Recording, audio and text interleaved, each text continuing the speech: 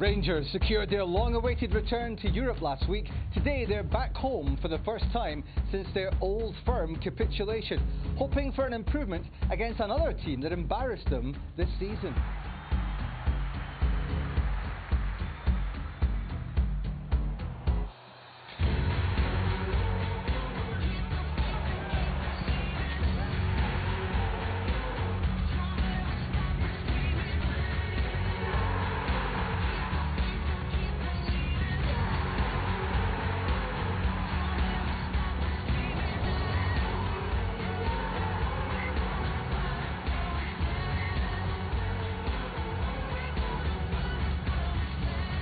Manager Mark Warburton left Rangers a week after Tynecastle.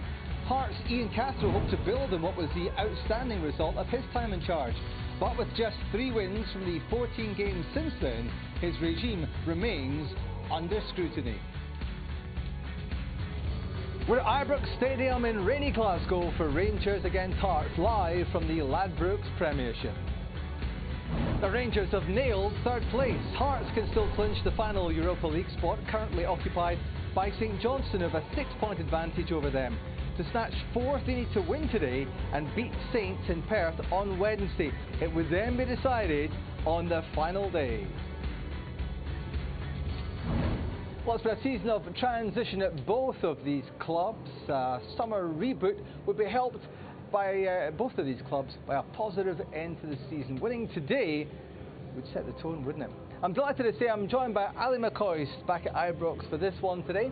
Before we hear from Ali, let's look at the teams, and Rangers have recalled a player who was told in the week that he is surplus to requirements. Clint Hill replaces Danny Wilson, who injured knee ligaments on Sunday. Lee Hodson is fit again and replaces teenager Miles Bierman at left back.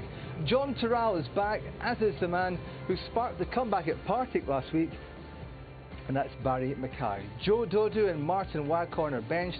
4 changes for Rangers then, 5 for Hearts. Keeper Jack Hamilton is perhaps the scapegoat for last week's defeat against Aberdeen. Victor Norring makes his debut for the club in goal. 3 alterations in midfield. Andras Struna and Leonard Soha are injured. Alex Cholas has dropped. In come Sam Nicholson, Malo Martin and Liam Smith. Top scorer Jimmy Walker is suspended. Bjorn Johnson replaces him.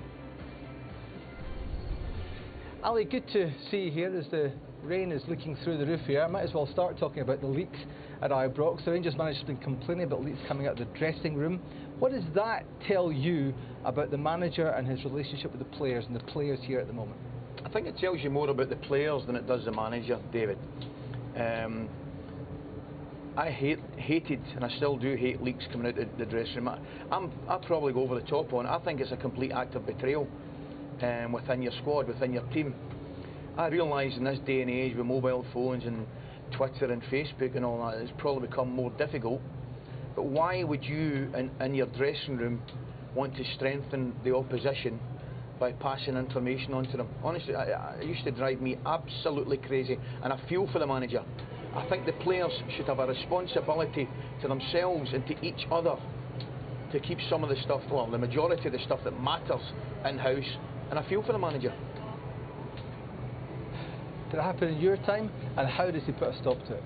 Well, I think to a certain degree, certainly, I don't think it happened in my time that often as a player, because we were a solid group, and we actually just trusted each other 100%. I know I had a problem with it as a manager. I was 95% sure of where the leak was coming from, but the 5% prevented me from nailing who I thought the leak was. But what I did was I got the players together and told them I was aware of a leak. I did think it was an act of betrayal, and I wanted it to stop, and thankfully it did stop. Is this problem an inevitability when players are being told they're going to go? Other players will suspect they're going. So how does he get rid of players, engineer their way towards the door, but yet not pollute the pond, if you like?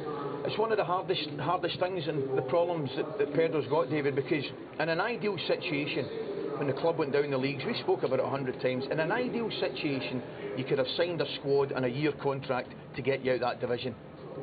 It was never ever going to work like that, because players effectively want insurance, I get it, and they want an extension, 2 or 3 years contract, I get that. But the problem that Rangers are facing with at the moment, they had a squad which was clearly good enough to win the championship, but now is far, far short in terms of the challenge to challenge Celtic for the top league. Now, understandably and you know, correctly so, in my opinion, the manager has stated he saw that. It's obvious with the, you know, the performance, you know, particularly here against Celtic. There are some serious amount of new faces required here at Rangers for them to challenge Celtic again. But he has got the problem of changing the squad because players are on contract. It's great, you can go and you can look at your scouting system and say, look, there's 6 or 7 or 8 players that would like to sign, and they'll strengthen the team and strengthen the squad and make it stronger. But because of the strength and powers that players have now with the length of their contract, some of them don't need to move. And on the evidence of Rangers' results, since the new manager came in, they've only won half of their games, and of course it was that 5-1 thrashing here in the Old Firm game in the last home match for Rangers. There is clearly much work to be done. In a moment we'll hear from Ian Cathro, but first let's hear from his opposite number, that man there, Pedro Caixinha with Luke. Do you feel your message is getting through now in the way you want to play? Totally, totally. We used to say in Portugal, if you get a good discussion, the light will come on. And on the last couple of days, and especially in the last week, we have been that discussion with the players, because definitely some misunderstandings were happening regarding to the situation and about the identity that we want to put or place on the team. And it was some misunderstanding regarding to identity and some fractions of the game which we call strategy. Strategy is just a small fraction, identity is the whole. So now the things are totally clear, and I'm just excited to wait and see what the players are going to perform today on the pitch. Ian, how do you get back to the standards and the performance of the last time you met Rangers in that big win?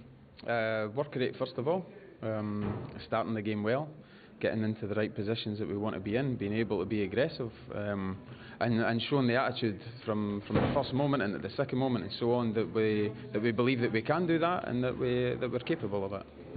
They better get used to doing it away from home, because the Hearts fans had better get used to travelling. The club won't play at Tynecastle until their new main stand is built. That's scheduled for September. They need to win on this away day to have a hope of getting to Europe. The Ibrox action gets underway next.